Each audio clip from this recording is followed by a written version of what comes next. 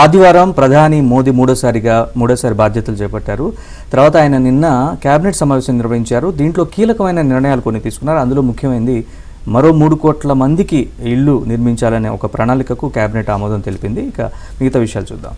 Right. ఎన్నికల మేనిఫెస్టోలో ప్రకటించిన విధంగా భారీ ఎత్తున ఇళ్ల నిర్మాణానికి బీజేపీ సారథ్యంలోని కేంద్ర ప్రభుత్వం అడుగు ముందుకు వేసింది. మరో 3వ విడత ప్రభుత్వం ఏర్పాటయ్యాక నిన్న ప్రధాని మోదీ నివాసంలో మొదటిసారిగా సమావేశమైన మంత్రివర్గం ఈ మేరకు నిర్ణయం తీసుకుంది. ఇక ప్రధానమంత్రి ఆవాస్ యోజన కింద గ్రామీణ పట్టణ పేదలకు 3 కోట్ల ఇళ్ల నిర్మాణానికి సంబంధించిన ప్రణాళికను ఆమోదించింది. కోట్లాది మంది గృహ అవసరాలను తీర్చేందుకు పీఎంఏవై దోహదం చేస్తుందని, పథకం విస్తరణ, సమ్మిళిత వృద్ధి, సంక్షేమం పట్ల తమ ప్రభుత్వ నిబద్దతను చాటుతోంది అని మోదీ ట్వీట్ చేశారు. దేశంలో ప్రతి పౌరుడు మెరుగైన జీవితం పొందేలా చూడడమే తమ కర్తవ్యము అని పేర్కొన్నారు. కొన్నేళ్లుగా ఇంటి నిర్మాణానికి అర్హులైన కుటుంబాల సంఖ్య పెరిగింది అని, అందుకు తగినట్లుగా సాయం అందించాలని నిర్ణయించినట్లు అధికారులు తెలియజేశారు. 10 ఏళ్లలో పీఎంఏవై కింద 4.21 కోట్ల ఇళ్ల నిర్మాణం జరిగింది అని తెలియజేశారు.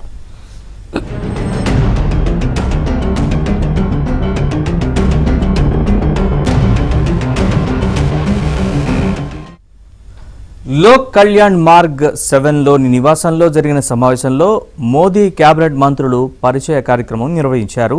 ఒక్కొక్కరి నేపథ్యాల్ని తెలుసుకున్నారు. 18వ లోక్సభ ఏర్పాటు చేయవలసిందిగా రాష్ట్రపతి ద్రౌపది ముర్మును అభ్యర్థించాలని నిర్ణయం తీసుకున్నారు. రాబోయే 5 ఏళ్లలో వ్యవసాయ రంగంపై ప్రత్యేక దృష్టి సారిస్తామని ప్రధాని మోదీ స్పష్టం చేశారు. రైతు సంక్షేమమే తమ ప్రభుత్వ తొలి ప్రాధాన్యమని ఉద్ఘాటించారు.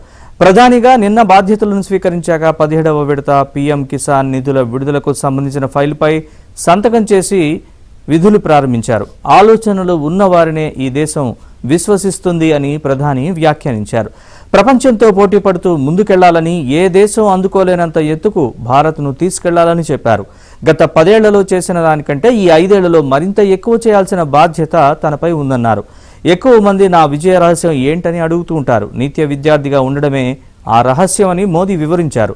భారత ప్రధానిగా 3వసారి బాధ్యతలు చేపట్టిన మోదీకి పాక్ ప్రధాని షహబాజ్ షరీఫ్ శుభాకాంక్షలు తెలిపారు. సార్వత్రిక ఎన్నికల ఫలితాలు వెలువడిన 6 రోజుల తర్వాత మోదీకి ఆయన అభినందనలు తెలిపారు.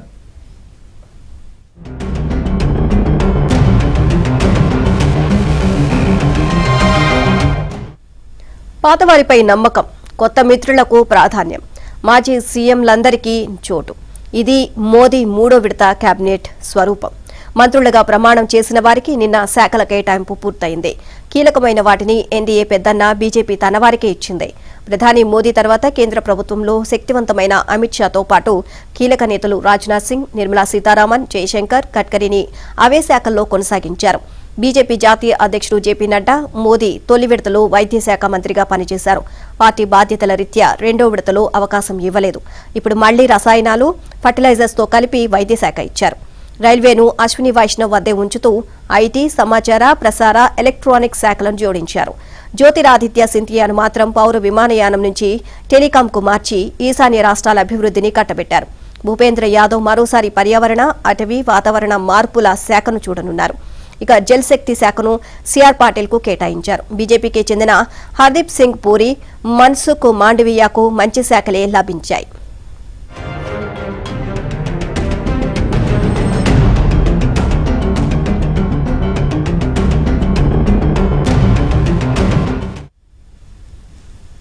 ఒడిశాకు చెందిన జ్యుయల్ ఓరంకు గిరిజన వ్యవహారాలను కేటాయించారు. కాగా మిత్రపక్షాల్లో టీడీపీ యువ ఎంపీ రామ్మోహన్ నాయుడికి పౌర విమానయానం, జేడీయూ నేత లలన్ సింగ్కు పంచాయతీరాజ్, మత్స్య, పశుసంవర్ధకం దక్కాయి. జేడీయూ ఎంపీ కుమారస్వామికి భారీ పరిశ్రమలు, ఉక్కు మంత్రిత్వ బాధ్యతలు ఇచ్చారు. ఈ 3 పార్టీలు గత ఏడాదిలోనే ఎన్డీఏలో చేరాయి. హిందుస్థానీ అవామీ మోర్చాకు చెందిన జీతన్ రామ్ మాంఝీకి సూక్ష్మ, చిన్న, మధ్యతరహా పరిశ్రమలు దక్కాయి. లోక్ జనశక్తి నేత చిరాగ్ పాస్వాన్కు ఆహార ఉత్పత్తుల పరిశ్రమలు అప్పగించారు. స్మృతి ఇరానీ చూసిన మహిళా సంక్షేమం అన్నపూర్ణాదేవికి లభించింది. జైన్ చౌదరికి స్వతంత్ర హోదాలో నైపుణ్యాభివృద్ధి శాఖను కేటాయించారు.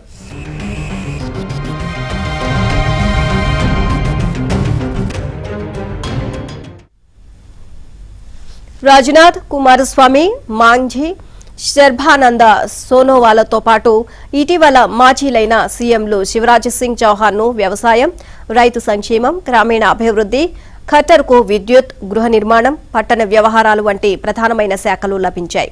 గతంలో ఎర్త్ సైన్సెస్, ఆహార శుద్ధి శాఖలు చూసిన కిరణ్ రిజిజుకి ఈసారి పార్లమెంటరీ వ్యవహారాలతో ప్రమోషన్ లభించింది.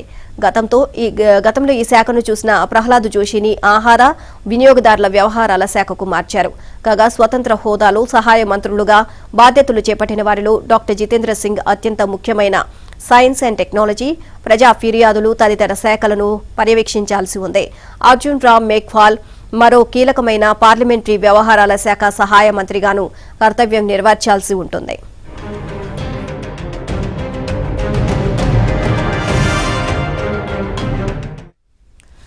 ఈ ఏడాది మహారాష్ట్ర, హర్యానా, జార్ఖండ్ అసెంబ్లీలకు ఎన్నికలున్నాయి. వీటిలో పదవుల కేటాయింపుపై మహారాష్ట్ర అధికార భాగస్వామ్య పార్టీలు శివసేన, ఎన్సీపీ ఇప్పటికే అసంతృప్తి వ్యక్తం చేశాయి.